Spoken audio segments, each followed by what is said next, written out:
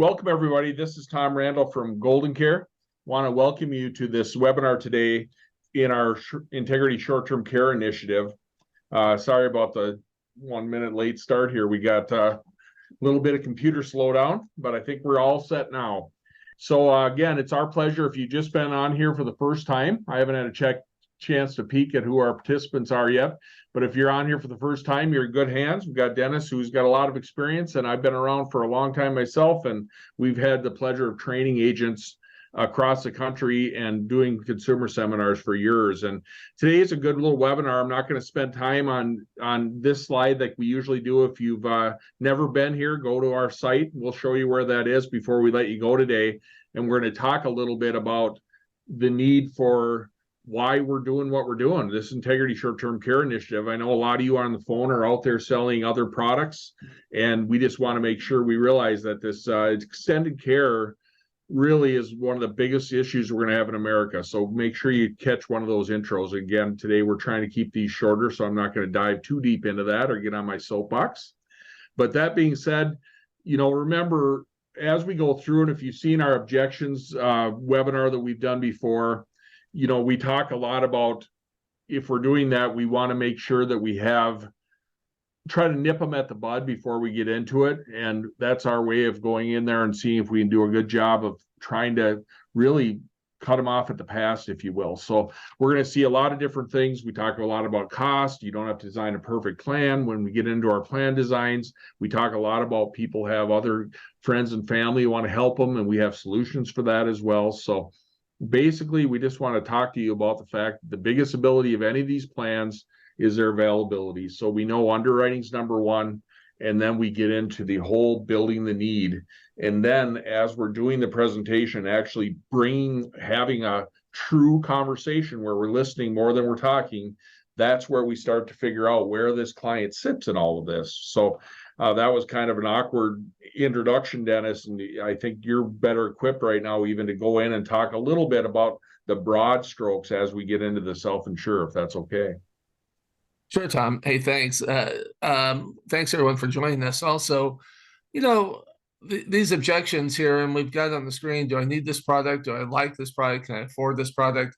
We know that generally speaking, when it comes to insurance solutions, oftentimes people feel like, hey, I've already spent so much on all my insurance needs, and what's one more product? Do I really need it? And so I think as we talk about some of those common objections that Tom said, it's part of the process. And the next visual kind of shows us that list. And we cover this in our objection webinar. But, one of them is this idea that, this sometimes it's even a lack of urgency, because they don't feel like in making a decision that they really have to make a decision because they can retain the risk. And we're going to talk a little bit about that as far as some of the, how that lines up with some of the other objections that we have, for example, about Medicare, about my family, it'll never happen to me. Here we go. I can self-insure. I can't afford it now. It's too expensive. I can always buy coverage later. So I think the real key, and we've given you this this rule of thumb in previous webinars on overcoming objections, and that is to make sure that during the interview process, when you're having that conversation, where these objections are. These are not, if you've done this once or twice or three times, you're going to find that it's not a surprise that that people will have these little roadblocks that they'll throw at you. And, the self-insuring is one, just because sometimes people think that they've done really well. They've got a pretty good sized nest egg that, hey, I'll just roll the dice. If something happens, I'll just retain the risk. And I think that as we start looking at those objections, and we put a little stop sign here that kind of talks about in the next visual, Tom, about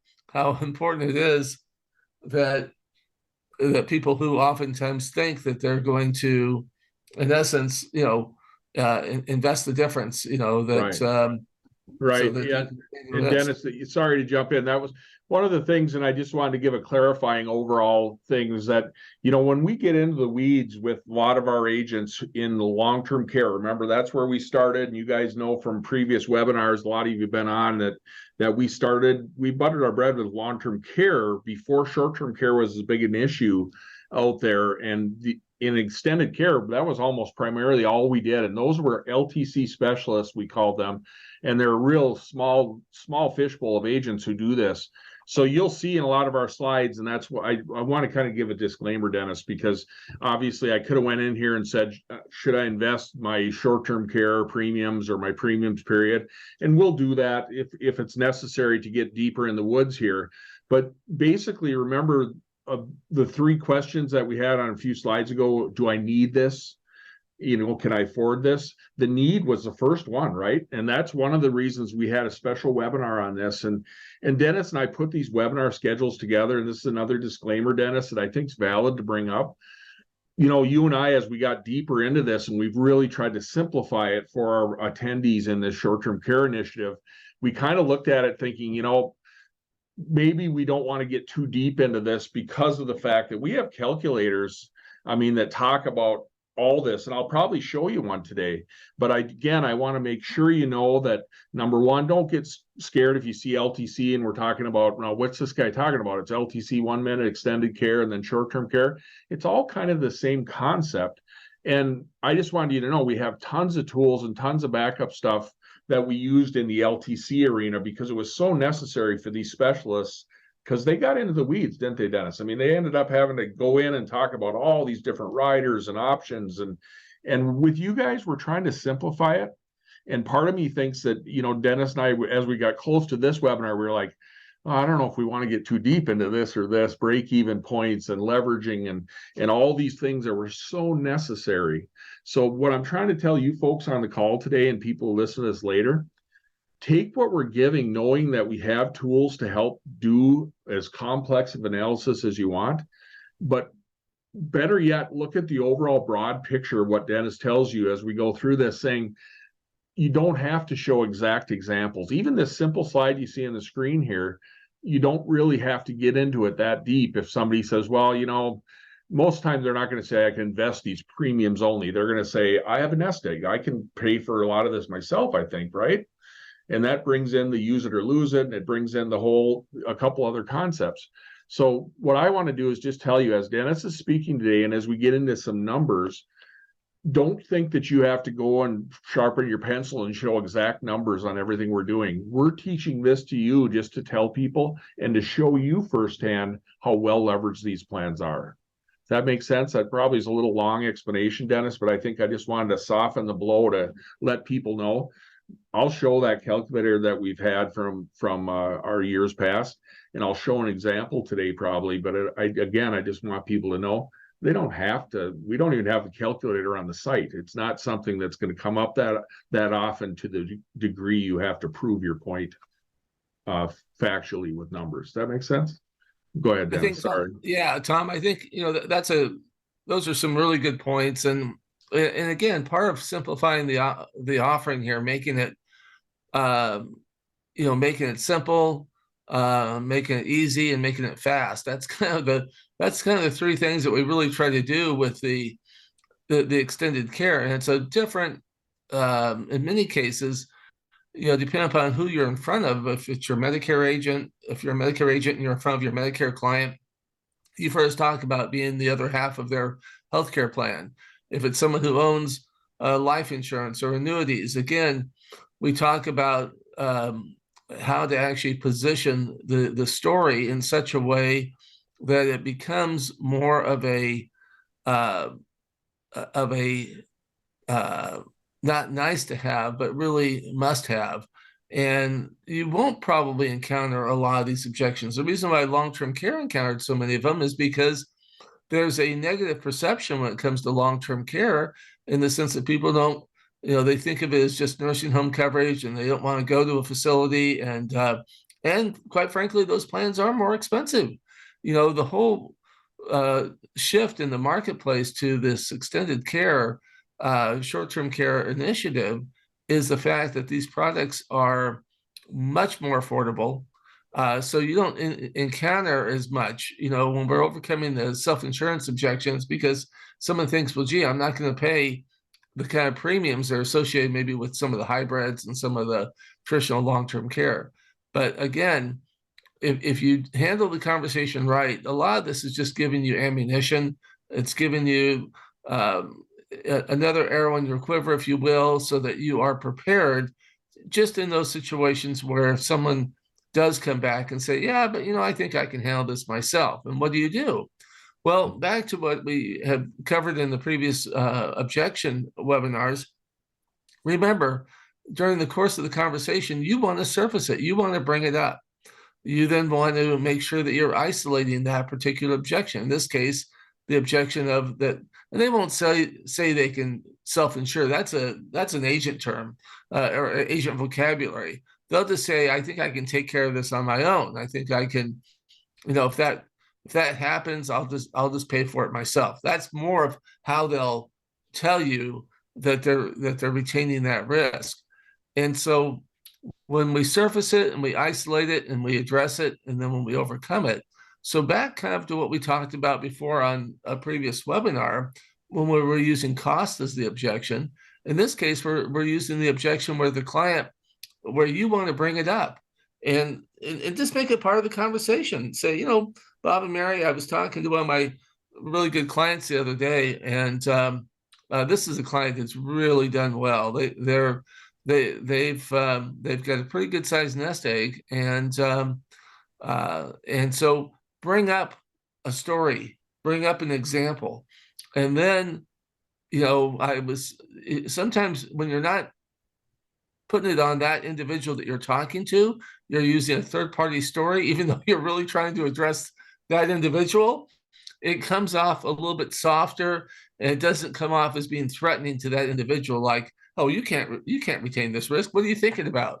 It's crazy that you would even think, have that thought cross your mind. So you make it conversational and you take the objection off the table.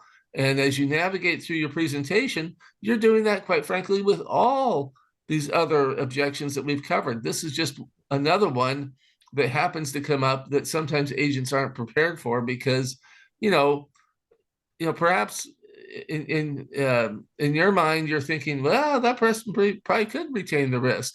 Well, remember again that you bring it up, that you surface it, and Tom just talked a little earlier about the use it or lose it. We'll cover that in a moment. And so some of this other stuff, Tom, maybe we'll just kind of breeze through a couple of these examples here, and then I'll come back and share with you maybe again, how do we try to isolate that? What's the best way to isolate that objection? Right.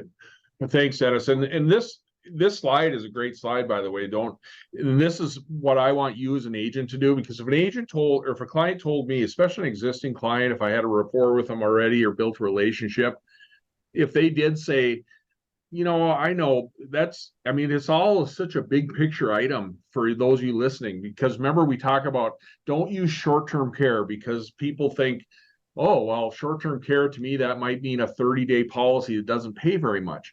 So what we want to do is make sure we cover the full picture, like Dennis is talking about. And at the end of the day, we say extended care for that reason. We can build really robust plans. We talked about that several times in different webinars. These plans can be really powerful. But at the same token, if somebody said to me, I don't know, I can self-insure, even though you got me convinced this extended care and these plans are strong, I look at it thinking, I don't know if I'll need it for sure. And if I do, I think, I have a nest egg here. I think I can maybe cover it myself, like Dennis said.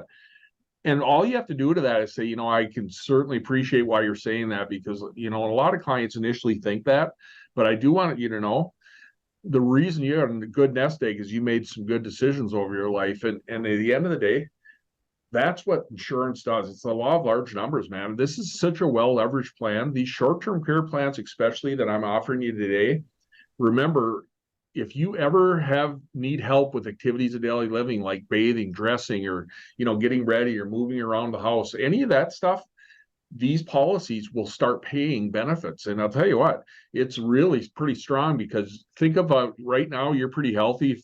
65-year-old, you haven't had any huge health conditions yet even, but could you ever picture yourself ever in your life needing, a knee replacement, hip replacement, a surgery of any sort? I mean, these things say if you need help and laid up, they'll pay even for smaller claims. So you're going to get these premium dollars back relatively quickly. And as a matter of fact, I could show you written down examples saying if I sold you a plan, literally just this is $100 a day benefit you guys see in your screen here. Remember, we can do $300 a day. We can do bigger plans and still keep it pretty affordable.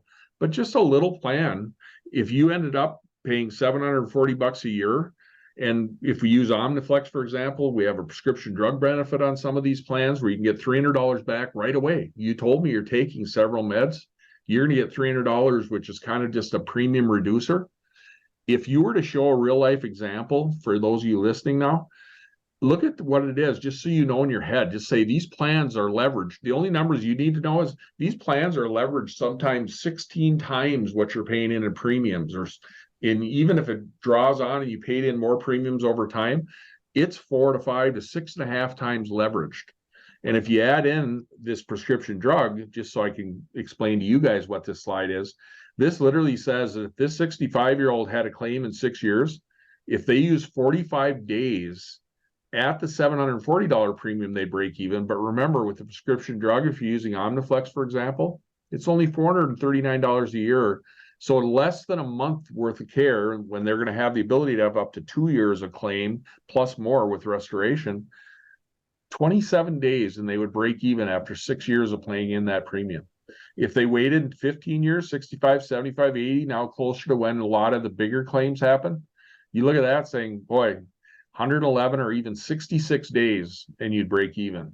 So it's much easier for people to say, you know what, if you need care for like 3 months and you have the ability with these plans to pay out potentially $1 million worth of claims, but if you only needed 66 days, you'd totally break even with where that is. And again, we have calculators and everything else to show you future costs of money and all the exact numbers for some of this stuff.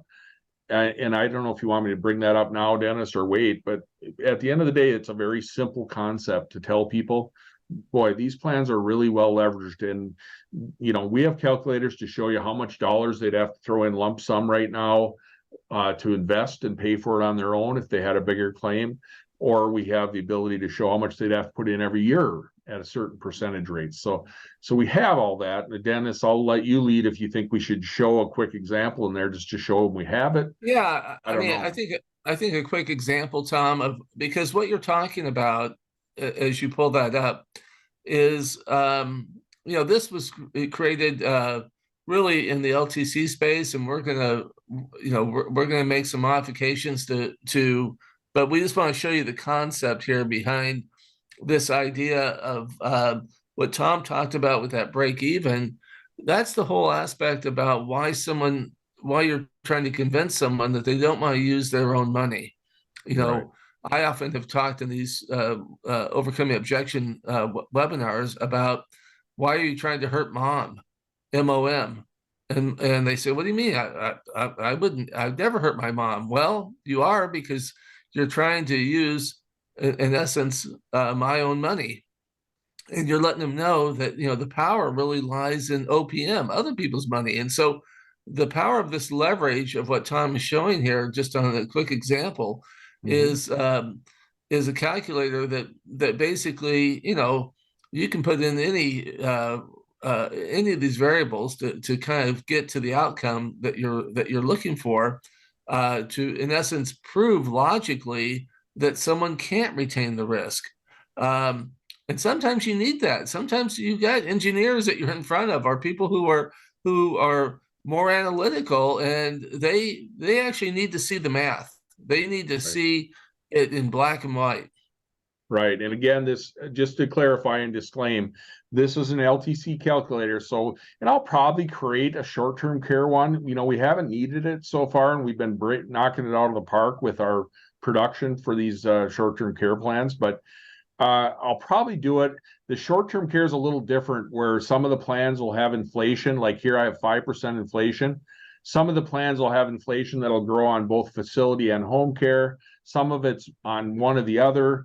The example here for the $2,500, the GTL policy with 5% compound. This LTC calculator right now only uses compound inflation.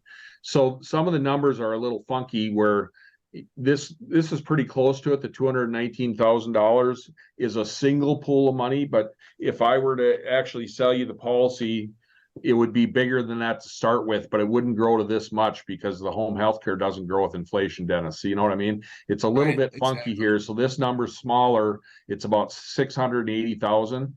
If you went on claim 55-year-old to 85. So these numbers are a little bit off, but it still shows. And again, I just wanted to show you that we have the ability and these calculators available. We just didn't know if we really thought we needed them for this short-term care initiative. But here would be the premium. You paid in 75 grand if you went for a full 30 years of paying the premium. And if you wanted to use, and this uses future value formulas, and I won't bore you with how to do those formulas in Excel, but this uses true future value money saying, hey, if I put $281,000 today into an account, that's how much I would need to cover that balance. So it would be a little bit smaller than that. You would have to put in about $200,000 today instead of 75. So you can see the very good, and that's today's money versus the future money. So you can see it's very strong argument.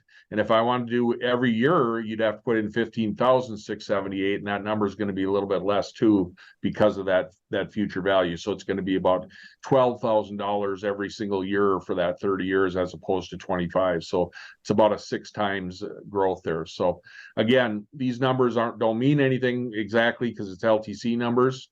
So don't go by the numbers themselves, but I just want to show you that we have calculators like that, and I'll probably end up spending the time and adjusting this so that we could use it for short-term care, whichever carrier we wanted.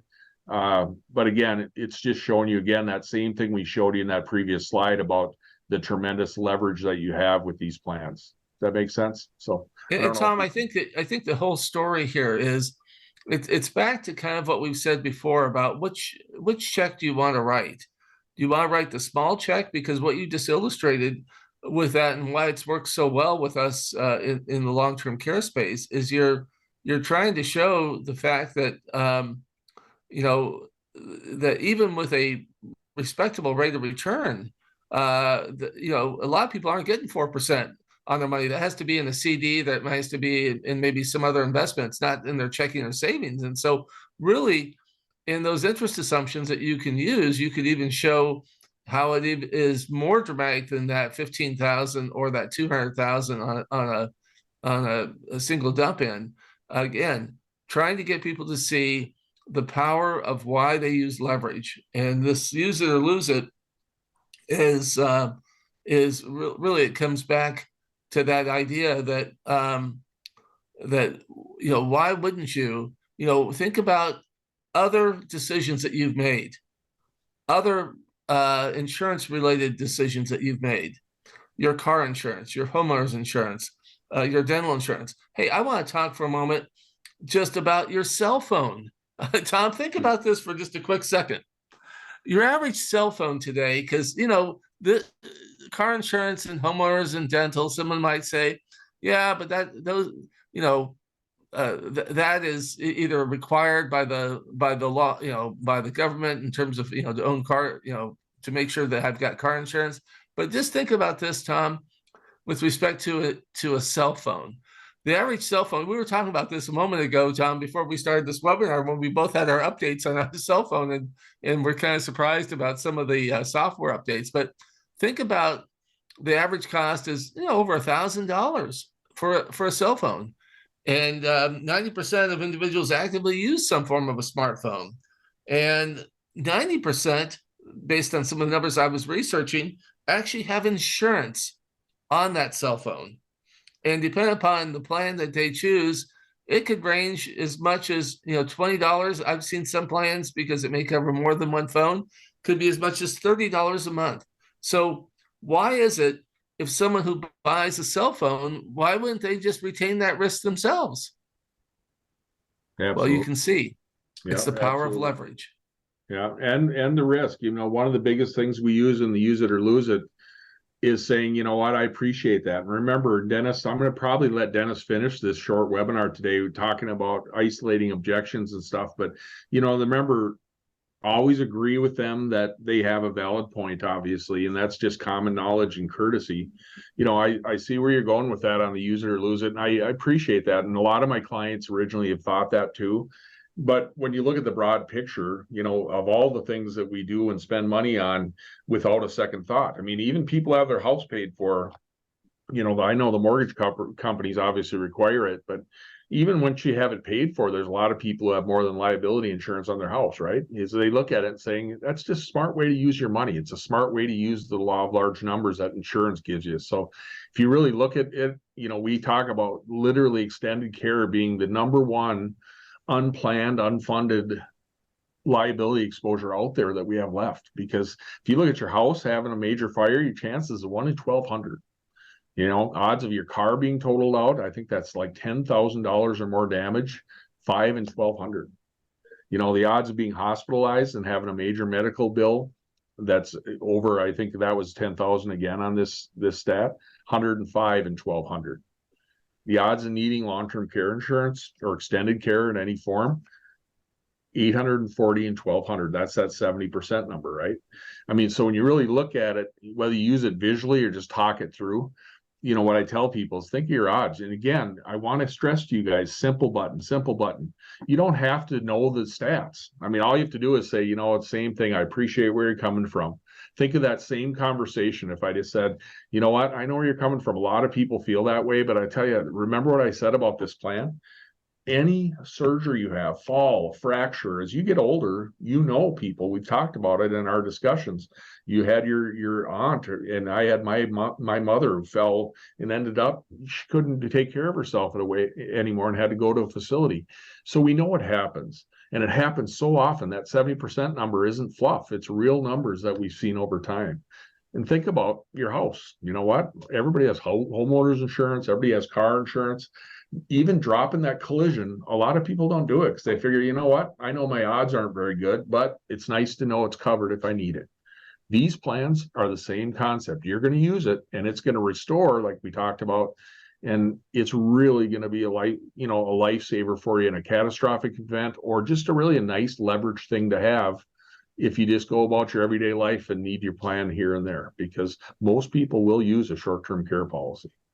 You know what I mean? So again, Dennis, I'll turn it back over to you for just a close up, but I think we're hitting the point there of just keep it conversational.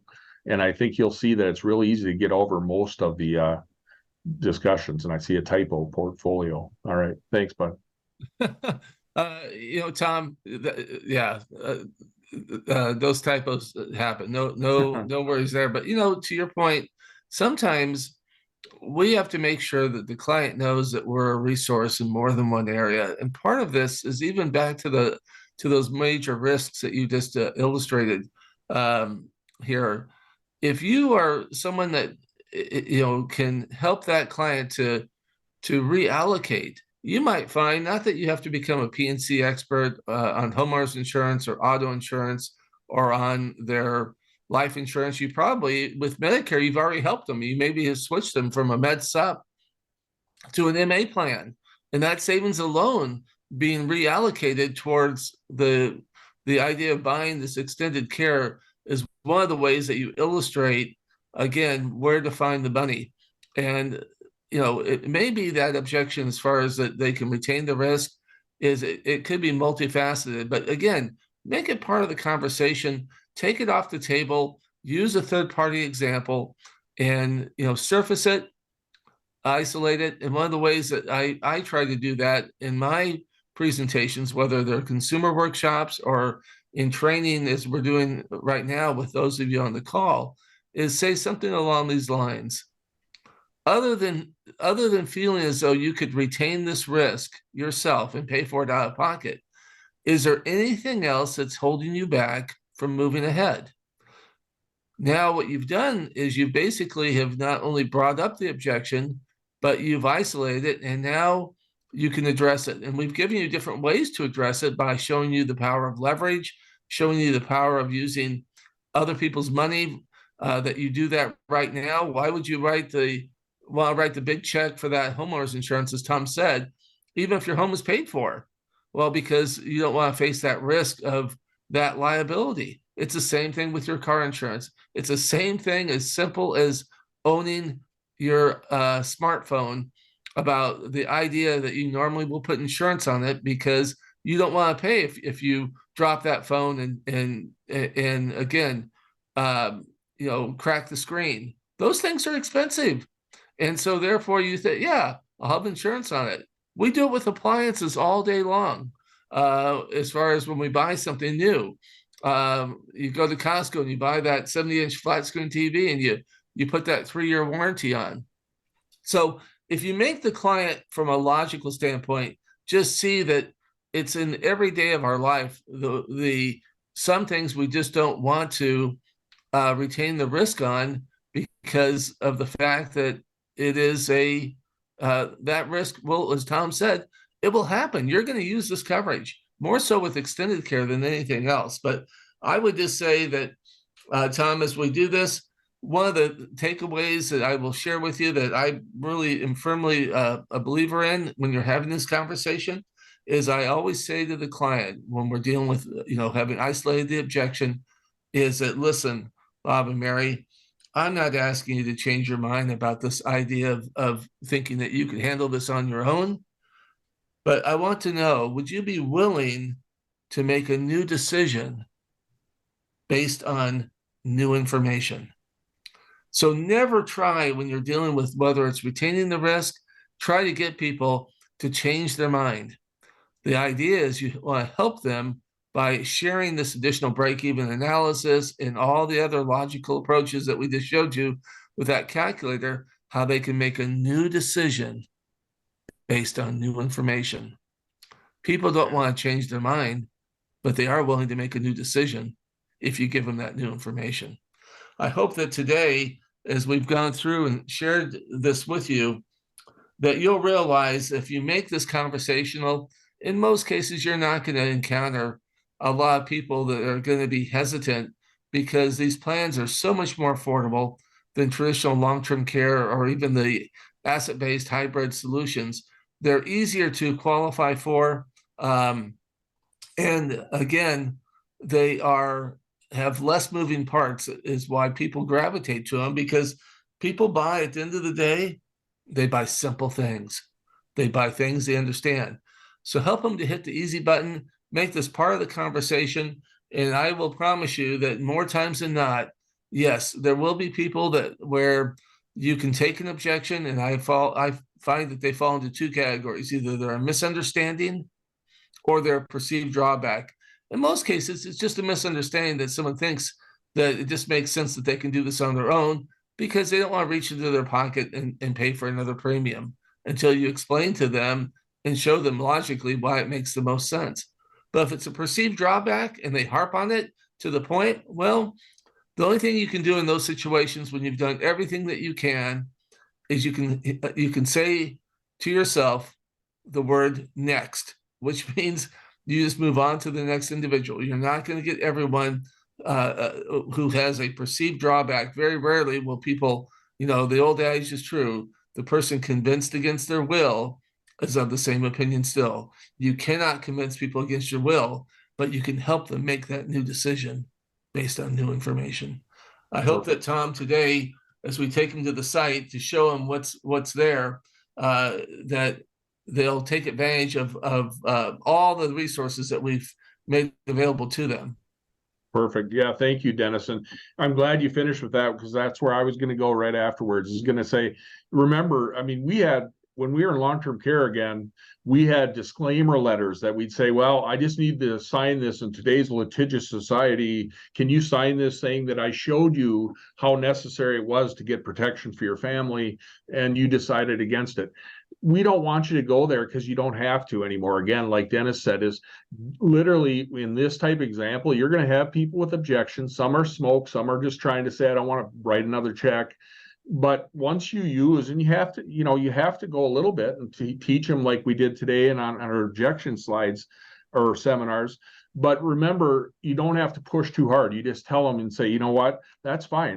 Like I said, I don't want to change your mind on it. I just want to show you as much evidence as I can to show you that it is a pretty good decision. But I'm fine if you guys want to do it. I just want to make sure I brought it up. I wanted to do my part and make sure I at least had a conversation about it. So no problem at all. And again, like Dennis said, you have other clients that'll be out there, and it's amazing because if you've heard our other webinars, we're in a perfect storm right now for these next 7 years or so, that you will start having people, their ears will perk up when you bring it up, and they're not going to want to talk about it, but you know what? They're going to know they need to, and you're going to help a lot of people if you take that extra step and start the conversation. So that's the key.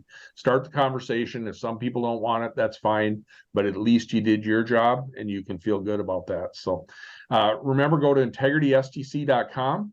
Everything you need is on here. Again, you've probably seen this before, but don't forget to go there and check it out. If you have any questions, contact your marketer.